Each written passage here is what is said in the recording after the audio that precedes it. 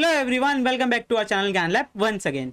तो आज हम लोग डिस्कस करने वाले हैं हमारा नया चैप्टर जिसका नाम है इलेक्ट्रिक करंट थ्रू कंडक्टर। ठीक है, बहुत ही बेसिक चैप्टर है, बहुत ही इंपॉर्टेंट चैप्टर है, क्योंकि क्लास 12th में डायरेक्ट आपका एक चैप्टर है जिसका नाम है करंट इलेक्ट्रिसिटी। उसका ये बेसिक चैप्टर है। अगर ये चैप्टर समझ में आ गया तो इसका एप्लीकेशन आप लोग क्लास 12th में करोगे। तो इस चैप्टर को आपको समझना बहुत बहुत बहुत ज़्यादा इंपॉर्टेंट है। तो चलिए इस चैप्टर को शुरू करते हैं। तो सबसे पहले हम लोग चैप्टर का नाम समझते हैं कि चैप्टर का नाम क्या है। ठीक है सर, नाम क्या? नाम तो है ना sir, electric current through conductor. अरे सुन भाई सुन, इस नाम को समझना है, इसको तोड़ तोड़ के समझते हैं। सबसे पहले समझेंगे व्हाट इज करंट, फिर समझेंगे कंडक्टर क्या होता है। तो चलो वीडियो को शॉर्ट रखना है, एकदम अच्छे से समझ में आना चाहिए आपको, वैसे मैं आपको बताने रहा हूँ। तो व्हाट इज करंट, तो ये आप लोगों ने 10वीं में भी पढ़ा है कि करंट क्या होता है, कंडक्टर क्या होता है। ठीक है, तो करंट क्या है सर? अभी कुछ बच्चों को याद है, कुछ बच्चों को याद नहीं है। सर बहुत टाइम हो गया, क्या था क्या था क्या था? करंट इज इक्वल्स टू, अब मैं बताता हूँ, rate of flow of electrons per unit time, या फिर बोलते हो rate of flow of charges per unit time is called current. तो ये लिखते हो ना, Q अपॉन टी, क्या हो जाता है? वो करंट बन जाता है।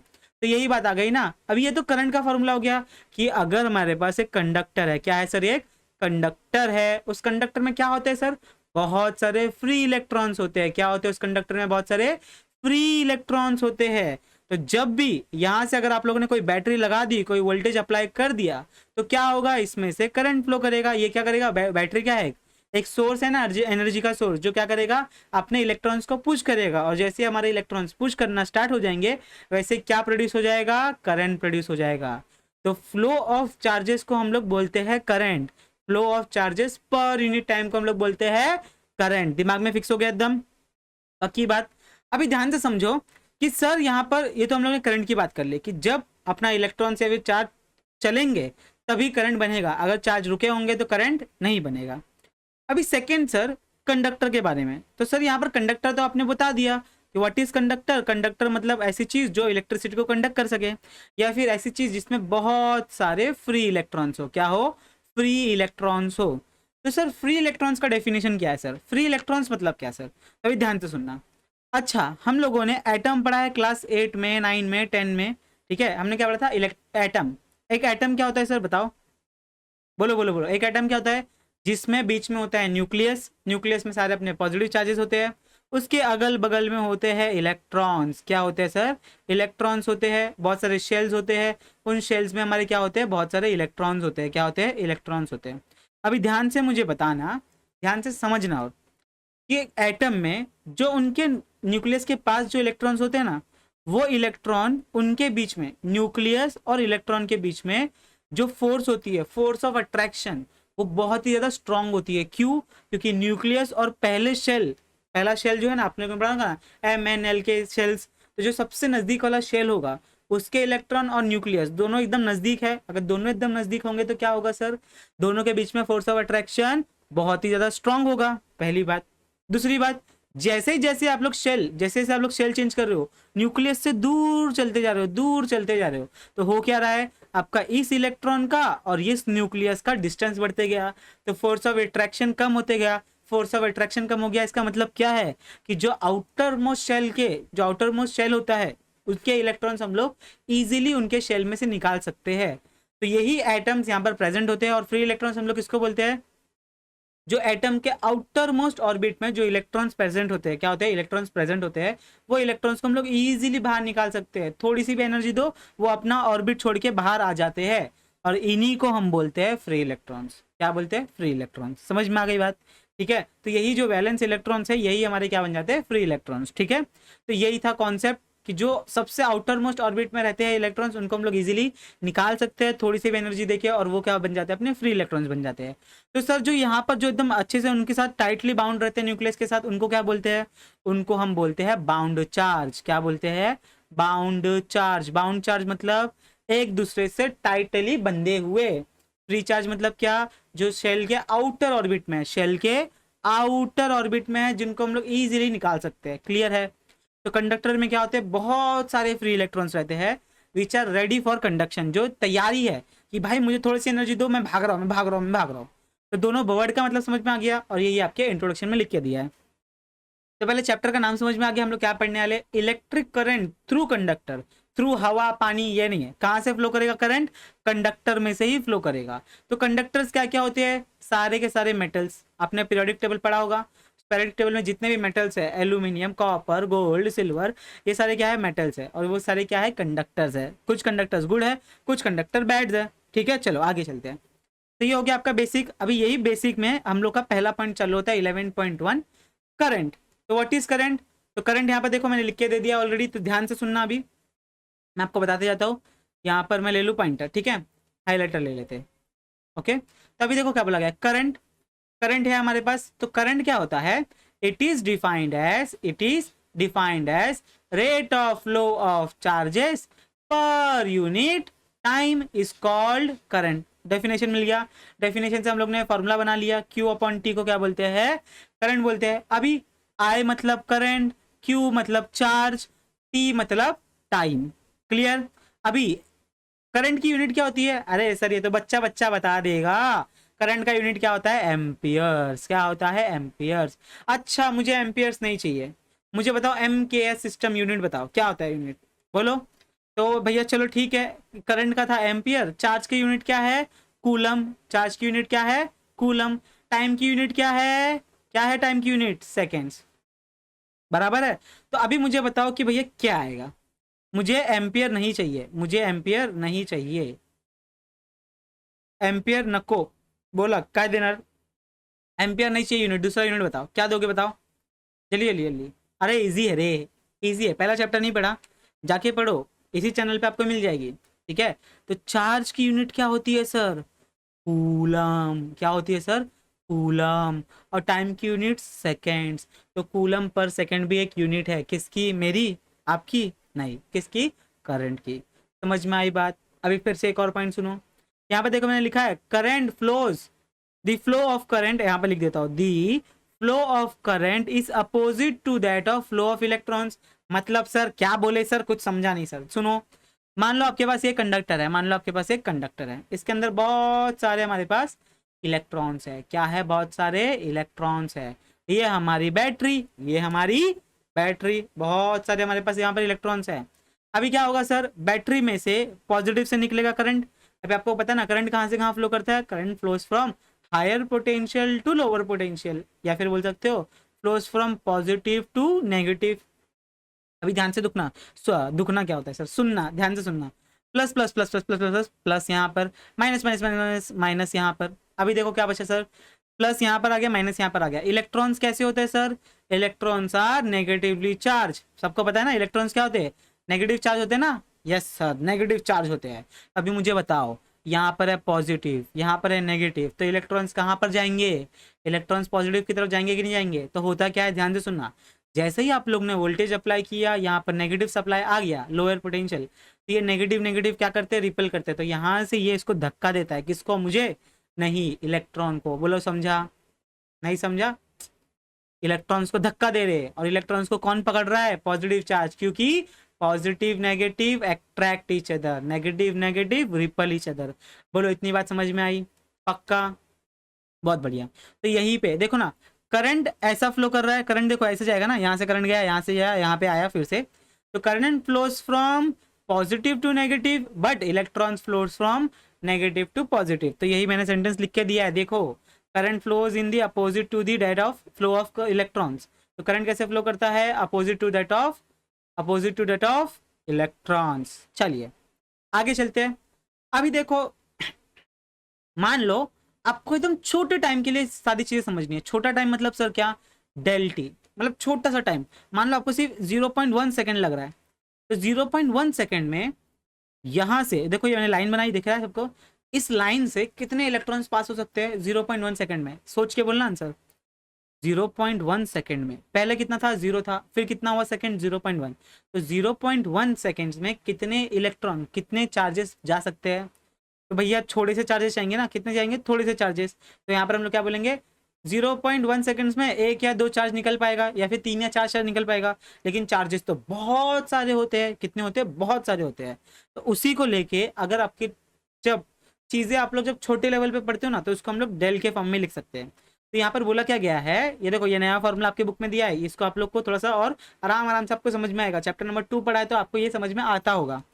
करंट फॉर्मूला देखो क्या है, चार्ज अपॉन टाइम ही है फॉर्मूला। फॉर्मूला क्या है, चार्ज अपॉन टाइम।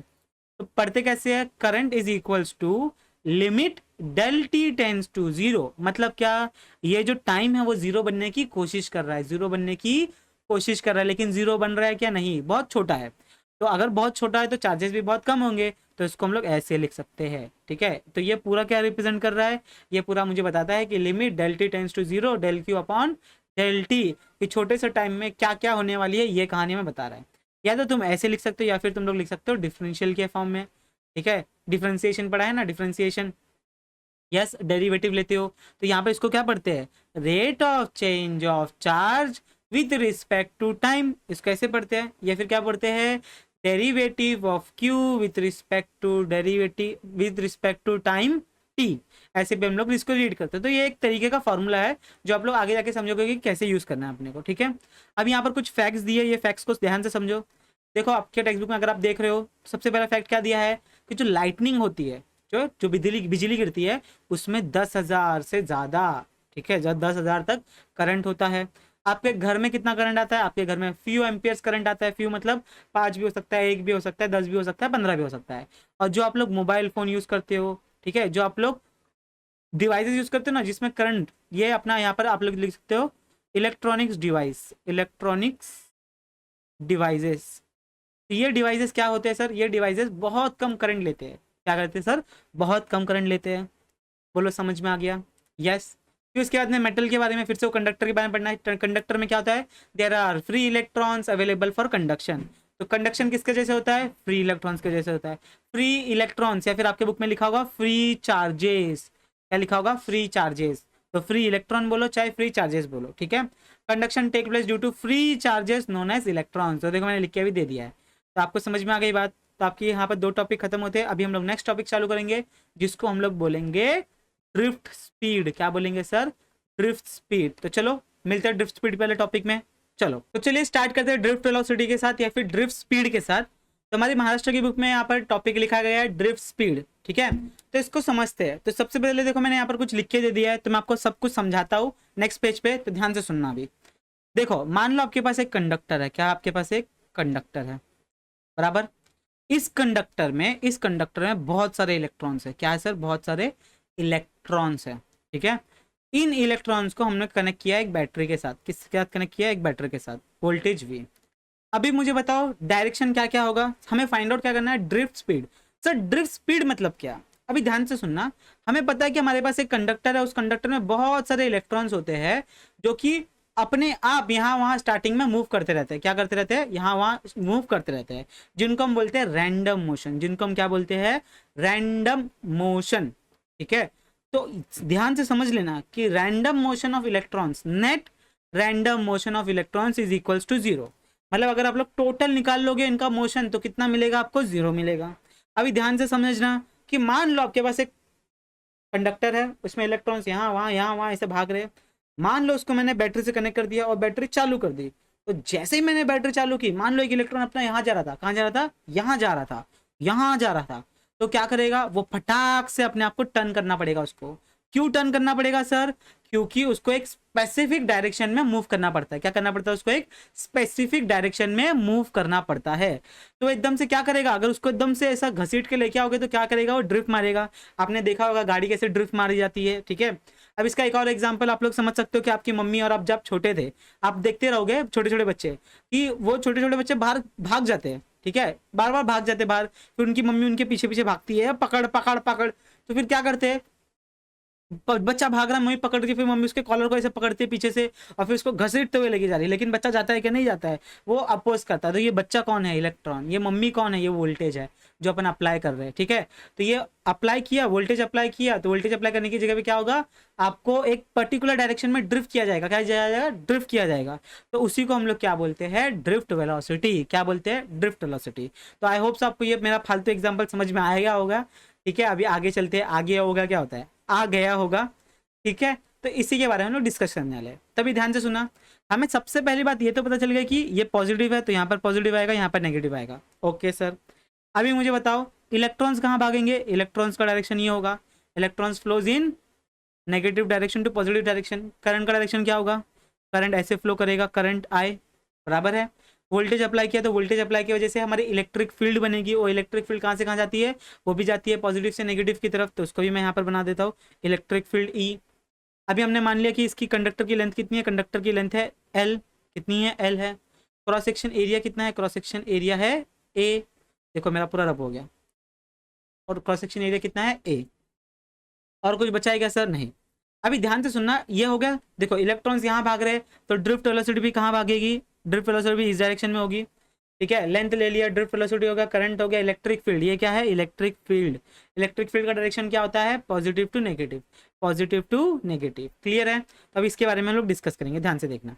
तभी देखो यहाँ पर क्या क्या लिया गया, सबसे पहले मैंने कंसिडर कर लिया है वीडी मतलब क्या, ड्रिफ्ट स्पीड ऑफ इलेक्ट्रॉन, आई मतलब क्या, करंट फ्लोइंग थ्रू कंडक्टर, ई मतलब क्या, इलेक्ट्रिक फील्ड, एल मतलब क्या, लेंथ ऑफ द कंडक्टर, ए मतलब क्या, cross section area of the wire. अभी यहाँ पर एक नई चीज, अगर सेंटेंस को ध्यान से पढ़ोगे तो सेंटेंस क्या लिखा गया है, एन, एन का मतलब क्या है, number of electrons per unit volume.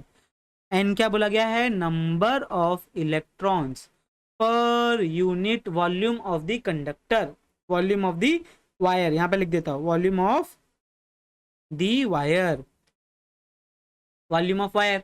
तो देखो अगर इस वायर का मुझे वॉल्यूम निकालना है तो मुझे क्या करना पड़ेगा भैया, तो सबसे पहले हमारा काम क्या है, सबसे पहले हम लोग निकालेंगे यहाँ पर निकालेंगे टोटल चार्जेस, यहाँ पर निकालेंगे टोटल चार्जेस। अभी ध्यान से देखना है टोटल चार्जेस आए कैसे, उससे पहले आपको निकालने पड़ेंगे टोटल इलेक्ट्रॉन्स। क्या निकालने पड़ेंगे, टोटल इलेक्ट्रॉन्स। इलेक्ट्रॉन्स है कितना, हाँ एन है नंबर ऑफ इलेक्ट्रॉन्स, लेकिन नंबर ऑफ इलेक्ट्रॉन्स है कितने, तो उसके लिए हम लोग क्या करेंगे, यहाँ पे देखो ना, ये हो गया एन इज इक्वल्स टू, इस सेंटेंस को ध्यान से देखना, n is equals to number of electrons, तो हमारे पास क्या आ गया, नंबर ऑफ इलेक्ट्रॉन्स जिसको हम लोग टोटल इलेक्ट्रॉन्स बोलेंगे, डिवाइडेड बाय वॉल्यूम। अभी इस वायर का वॉल्यूम क्या होगा, अभी समझ गए होंगे आप लोग, इलेक्ट्रॉन अपॉन वॉल्यूम कैसे आएगा, cross section area into length will give you the volume of this cylinder. तो वॉल्यूम ऑफ सिलेंडर मिल गया, तो यहाँ से ई क्या मिल जाएगा आपको, ई मिल जाएगा NaL, समझ में आ गया। तो टोटल नंबर निकालना है किसका, इलेक्ट्रॉन का, तो यहाँ पर टोटल नंबर ऑफ इलेक्ट्रॉन्स क्या आ गए, NaL आ गए। तो ये सेंटेंस ध्यान से पढ़ना, अपने बुक में लिख के दिया आप लोग को। अभी मुझे ये नहीं निकालना है, मुझे निकालना क्या है, मैं बताने वाला था कि ये कैसे आया, ये क्या है, ये आपको बता रहा है कि कितने इलेक्ट्रॉन्स है। तो हमें निकालना क्या है, हमें निकालना टोटल चार्जेस, इस पूरे कंडक्टर में कितने चार्जेस है। तो n is number of electrons per unit volume, a is cross section area, l is length of the wire and e is electron on charge. एक इलेक्ट्रॉन के ऊपर कितने चार्ज होते हैं, ठीक है। e मतलब क्या, चार्ज ऑन इलेक्ट्रॉन, ठीक है। वन ई किसके बराबर होता है, 1.6 इंटू 10 की पावर -19 कूलम के बराबर होता है। ये वैल्यू आप लोगों को आगे जाके यूज होगी, ठीक है, एक स्टैंडर्ड वैल्यू है। तो ये हो गया आपका पहला कि इतने सारे चार्जेस है, कितने हैं, NaLe, नाले, ठीक है। n is number of electrons per unit volume, a is area cross section area, l is length, e is charge on electron, charge on electron. तो पहला इक्वेशन मिल गया आपको। अभी दूसरा इक्वेशन देखो, दूसरा इक्वेशन ये रहा। दूसरा इक्वेशन में हम लोग ने क्या किया, हम लोग ने बेसिक फॉर्मूला लगाया स्पीड का। सर क्या है स्पीड का formula, speed is equals to distance upon time, distance upon time. अभी सर डिस्टेंस कितना है, जितना लेंथ वायर का होगा, वायर जितना इलेक्ट्रॉन्स कहाँ से कहाँ भाग पाएंगे, जितना उसका वायर होगा, और वायर का लेंथ कितना है, एल है, तो वही तो आपका डिस्टेंस है, वही क्या है आपका डिस्टेंस है। तो डी की जगह पे एल लिखा है। किसकी स्पीड फाइंड आउट कर रहे हैं, ड्रिफ्ट स्पीड, तो वीडी ले लेंगे। तो इक्वेशन समझा कहाँ से आया, तो इसको क्रॉस मल्टीप्लाई करो, इसको क्रॉस मल्टीप्लाई करो, क्रॉस मल्टीप्लाई करने के बाद में आपको टाइम टी मिल गया। तो हमें क्या क्या मिल गया, हमें मिल गया चार्ज क्यू, हमें मिल गया टाइम टी। तो इन दोनों फॉर्मूला को हम लोग रखेंगे करंट के फॉर्मूला में। करंट का फॉर्मूला सबको पता है, तो we know that I is equals to Q upon T. तो put equation number 1, equation number 1 क्या है सर बताओ, फिर से इक्वेशन नंबर 1 ये देखो, Q is equals to NaLe, नाले, यस। फिर उसके बाद में इक्वेशन नंबर 2 क्या है, एल अपॉन वी डी। अगर मैंने इसको इसमें रखा तो क्या बन जाएगा formula, NaLe divided by L upon V D. अभी डिवीजन का डिवीजन ऊपर चला जाता है, एल से एल मर गया, तो अपने पास क्या बची कहानी, अपने पास बची VD NaE। लेकिन हमें फाइंड आउट क्या करना है, हमें फाइंड आउट करना था VD। क्या करना था, VD। तो VD को साइड में रखो, VD को एक साइड में रखो और बाकी सबको एक साइड फेंक दो, तो मल्टीप्लीकेशन में थे सारे के सारे डिवीजन में आ जाएंगे। तो ये आपका बन गया फर्स्ट इक्वेशन, किसका, मेरा नहीं, ड्रिफ्ट स्पीड का। फिर बाद में हमारे पास सेकंड इक्वेशन, ये आपका पहला इक्वेशन बन गया। अभी एक और टर्म आपके बुक में, एक और नया टर्म दिया है जिसको हम बोलते हैं करंट डेंसिटी। क्या बोलते हैं सर? Current density. तो करंट डेंसिटी का फॉर्मूला क्या है? Current upon area. Current upon area, लिख लो formula, current upon area will give you current density. Current की यूनिट क्या होती है? एम्पियर। एरिया की यूनिट क्या होती है? Metre square. तो इसकी यूनिट क्या बन जाएगी? Ampere per metre square. तो अगर मैंने आई अपॉन ए की जगह पे करंट डेंसिटी रखा, जिसको हम लोग जे से डिनोट करते हैं, तो हमें फॉर्मूला क्या बन जाएगा? ये बन गया नया फॉर्मूला। तो हमें वीडी के कितने फॉर्मूला मिल गए? वीडी के 2 फॉर्मूला मिल गए, आई अपॉन एन ए ई, और दूसरा मिल गया V D is equals to J upon N E.